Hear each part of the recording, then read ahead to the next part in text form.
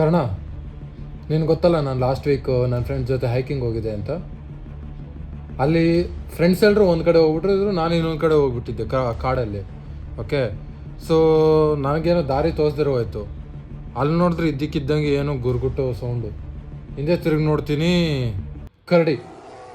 ಅವನ ಅಜ್ಜಿ ಕರಡಿ ನೋಡ್ತಿದ್ದಂಗೆ ನನಗೆ ಅಲ್ಲಿ ದಿಗ್ಲಾಗೋಯ್ತು. ಹಾರ್ಟ್ ನಿಂತೋಯ್ತೇನೋ ಅಂದ್ಕೊಂಡೆ. ಅಜ್ಜಿ ಏನು ಮಾಡಬೇಕು ತೋರಿಸ್ಲಿಲ್ಲ. ವೆಯ್ಟ್, ಕರಡಿ ಯಾವ ಕಲರ್ ಇತ್ತು? ಅಲ್ಲ, ಮುಂಚೆ ಹೇಳಿದರು ನನಗೆ ಕರಡಿ ಏನೋ ಸಿಕ್ಕಿದ್ರೆ ಅಲ್ಲಾಡಕ್ಕೆ ಹೋಗ್ಬಿಡಿ, ಸ್ಟ್ರೈಟಾಗಿ ನಿಂತ್ಕೊಬಿಡಿ ಹಂಗೆ ಅಂತ.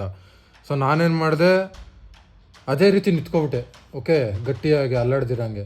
ನೋಡಿದ್ರೆ ಕರಡಿ ನಿಧಾನಕ್ಕೆ ಹೆಜ್ಜೆ ಹಾಕೊಂಡು ನನ್ನ ಹತ್ರಕ್ಕೆ ಬರ್ತಾನೆ ಇದೆ, ಗುರಾಯಿಸ್ಕೊಂಡು ನೋಡ್ತಾ ಇದೆ. ಇನ್ನು ಇದು ನಾನು ತಿನ್ಕೊಬಿಡುತ್ತೆ ಅಂತ ಅಂದ್ಕೊಂಡೆ. ನಾನು ಮುಗೀತು, ಇದು ಊಟ ಆಗೋದೇ ನನೀಗ ಅಂತ.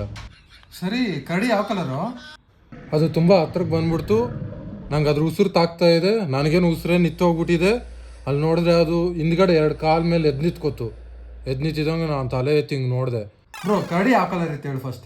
ಕಣ, ಅದು ಮ್ಯಾಟ್ರ್ ಆಗೋದಿಲ್ಲ. ಆ ಕರಡಿ ಕಪ್ಪಿದೆಯಾ, ಬಿಳಿ ಇದೆಯಾ, ಬ್ರೌನ್ ಇದೆಯಾ ಅಂತೇಳಿ. ನಾನು ಅದಕ್ಕೆ ಆಹಾರ ಆಗೋಯ್ತಿದ್ದೆ ಅಂತ ಹೇಳ್ತಾ ಇದ್ದೀನಿ. ನೀನು ನೋಡಿದ್ರೆ ಬಿಳಿ ಕರಡಿ ಆಗಿದ್ರೆ ಚೆನ್ನಾಗಿರೋದು.